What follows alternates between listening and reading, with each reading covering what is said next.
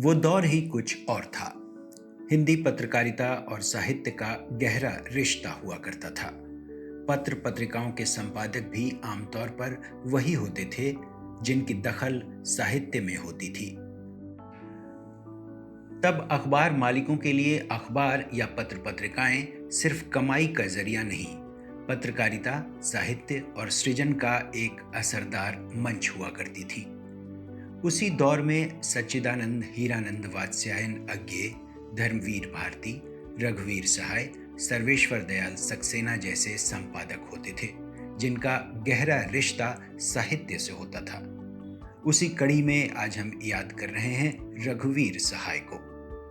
लखनऊ में 9 दिसंबर 1929 को जन्मे रघुवीर सहाय ने लखनऊ विश्वविद्यालय से 1951 में एमए किया। लेकिन इससे पहले बीए करने के ठीक बाद उन्होंने वहां के मशहूर अखबार नवजीवन में काम करना भी शुरू कर दिया था। 16-17 साल की उम्र से ही उन्होंने कविताएं और कहानियां लिखनी शुरू कर दी थी। एमए करने के बाद दिल्ली आए और प्रतीक पत्रिका में काम करने के बाद आकाशवाणी के समाचार विभाग में नौकरी करने लगे।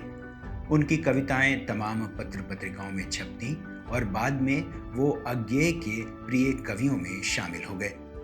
अज्ञेय तार सप्तक के बाद 1951 में दूसरा सप्तक निकाल रहे थे जिसमें उन्होंने रघुवीर सहाय को भी शामिल किया। बाद में दिनमान का प्रकाशन शुरू होने के बाद अज्ञेय की संपादकीय टीम में रघुवीर सहाय भी शामिल हो गए। रघुवीर सहाय समकालीन हिंदी कविता के महत्वपूर्ण स्तंभ माने जाते हैं। साहित्य और पत्रकारिता के बीच तालमेल बिठाते हुए उन्होंने हिंदी पत्रकारिता में साहित्य को बेहद गहराई से शामिल किया। वहीं उनके साहित्य में एक पत्रकारीय दृष्टि भी लगातार नजर आती रही। उनकी कविताएं मानवीय संवेदनाओं और रिश्तों को करीब से महसूस करती हैं और गैर बराबरी, अन्याय और गुलामी के खिलाफ खड़ी होती हैं। शोषण, अन्याय, हत्या, आत्महत्या, जाति धर्म में बंटा समाज उन्हें हमेशा उद्वेलित करता और उनकी रचनाओं में झलकता रहा। दूसरा सप्तक के अलावा उनके प्रमुख कविता संग्रह हैं सीढ़ियों पर धूप में, आत्महत्या के विरुद्ध, हंसो हंसो जल्दी हंसो, जबकि कहानी संग्रह रास्ता इधर से है भी काफी चर्चित रहा है। उनके निबंध संग्रह दिल्ली मेरा परदेश और लिखने का कारण हो या फिर हंगरी, पोलिश, यूगोस्लाविया के मशहूर उपन्यासों का अनुवाद, लेखन के उनके तमाम आयाम हैं। आज बेशक रघुवीर सहाय के बारे में कम लिखा पढ़ा जाता हो, लेकिन पिछले दिनों जाने माने लेखक पत्रकार विष्णु नागर ने रघुवीर सहाय पर एक बेहतरीन किताब लिखी है। इसमें उनके पत्रकारीय जीवन से लेकर एक कवि और साहित्यकार का पूरा खाका पेश किया गया है। जाने माने पत्रकार, लेखक, अनुवादक और समकालीन तीसरी दुनिया के संपादक आनंद स्वरूप वर्मा बताते हैं कि कैसे सबसे पहले रघुवीर सहाय ने उन्हें दिनमान में लिखने को कहा और पहले ही आलेख को अपनी कवर स्टोरी बनाई। ये बेशक किसी भी पत्रकार के लिए उस दौर में बेहद गौरव की बात थी। आनंद जी इन दिनों अपने कुछ पुराने अनुभव को कलमबद्ध कर रहे हैं। उसी का एक हिस्सा सुनते हैं और रघुवीर सहाय को याद करते हैं। इस बीच 1970 में अफ्रीकी एशियाई लेखक सम्मेलन का आयोजन दिल्ली में हुआ। यह एक बहुत बड़ी साहित्यिक घटना थी क्योंकि इसमें अफ्रीका और एशिया के कई देशों के लेखक आ रहे थे। दक्षिण अफ्रीका के उपन्यासकार अलेक्स लागोमा और फिलिस्तीन के कवि महमूद दरवेश भी इस आयोजन में शामिल हो रहे थे। महमूद दरवेश के बारे में लोगों को अच्छी खासी जानकारी थी, लेकिन अलेक्स लागोमा एक अनजान नाम था। इन दोनों लेखकों को एफ्रो एशियन राइटर्स ऑर्गेनाइजेशन की ओर से प्रतिष्ठित लोटस पुरस्कार दिया जाना था। इस समय तक दिनमान का संपादन रघुवीर सहाय करने लगे थे। एक साहित्यकार के नाते उन्होंने इस आयोजन में विशेष दिलचस्पी ली और अपने संपादकीय विभाग के प्रयाग शुक्ल को जिम्मेदारी सौंपी कि वे अलेक्स लागोमा का इंटरव्यू लें। प्रयाग जी के सामने बहुत बड़ी दिक्कत पैदा हो गई कि वे किसी ऐसे लेखक का किस तरह इंटरव्यू लें जिसकी कोई भी रचना उन्होंने पढ़ी ही ना हो। उन्होंने अपनी दिक्कत मंगलेश डबराल को बताई और फिर इसके लिए मददगार के तौर पर मंगलेश ने यह सोचकर मेरा नाम सुझाया कि मुझे अलेक्स लगुमा के बारे में ज़रूर इतनी जानकारी होगी कि मैं प्रयाग जी को इंटरव्यू के लिए तैयार करा सकूं।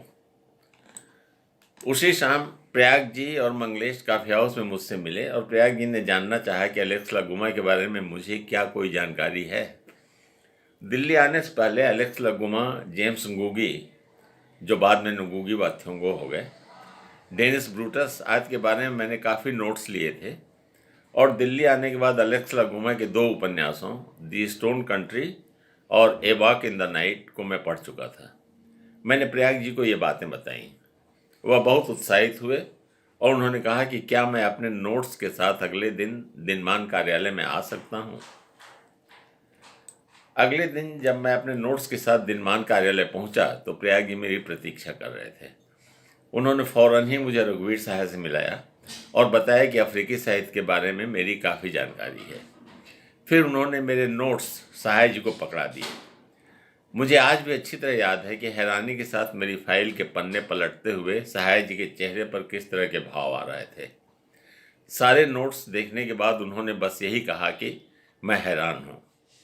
उन्होंने कहा कि विदेशी साहित्य के बारे में गहन दिलचस्पी के बावजूद उन्हें कभी अफ्रीकी लेखकों को जानने का अवसर नहीं मिला। ऐसे में गोरखपुर जैसे शहर में रहते हुए मैंने इतने सारे नोट्स कैसे जुटाए। बहरहाल उन्होंने प्रयाग जी से कहा कि अलेक्स लगुमा का इंटरव्यू आनंद स्वरूप वर्मा करेंगे। मेरे लिए यह अत्यंत आश्चर्यजनक था क्योंकि उन दिनों किसी भी पत्रकार की इच्छा होती थी कि वह दिनमान में छपे। मुझे संपादक खुद ही प्रस्ताव कर रहा था। रघुवीर साहब के कमरे से बाहर आने के बाद प्रयाग शुक्ल ने बहुत संकोच के साथ मुझसे कहा कि आपके साथ मैं भी इंटरव्यू के लिए चलना चाहूँगा। वह इंटरव्यू दिनमान में आवरण कथा के रूप में प्रकाशित हुआ।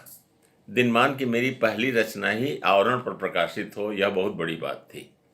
इंटरव्यू की काफ़ी चर्चा हुई और फिर रघुवीर साहब ने मुझे विशेष रूप से बुलाकर जानना चाहा कि क्या मैं अफ्रीका की राजनीति पर भी नियमित लिख सकता हूँ। मैंने अपनी स्वीकृति दे दी और फिर 1975 तक, जब तक श्रीमती गांधी ने आपात स्थिति की घोषणा नहीं की, मैं नियमित तौर पर दिनमान में लिखता रहा।